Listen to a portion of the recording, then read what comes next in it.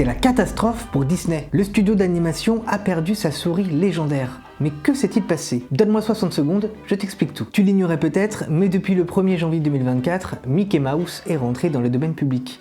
Mais qu'est-ce que ça veut dire exactement? Mais avant toute chose, n'hésite pas à t'abonner si le cinéma t'intéresse, on parle que de ça. Disney se bat depuis très longtemps pour reculer cette échéance et a réussi à 2 reprises. Concrètement, cela veut dire qu'aujourd'hui, n'importe qui peut reprendre les personnages de Mickey ou Minnie Mouse sans que Disney n'ait son mot à dire. Mais attention, petite grande subtilité, cela ne concerne qu'une version précise de la petite souris créée par Walt Disney et Ubiworks, celle des 2 premiers courts-métrages dans lesquels sont apparus Mickey et Minnie Mouse pour la première fois en 1928.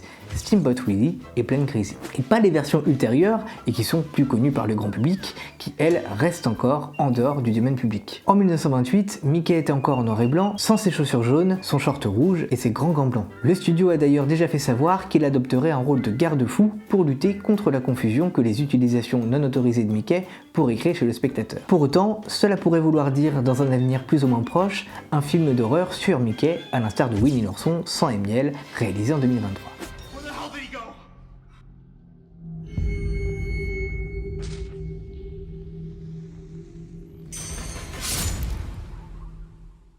Abonne-toi!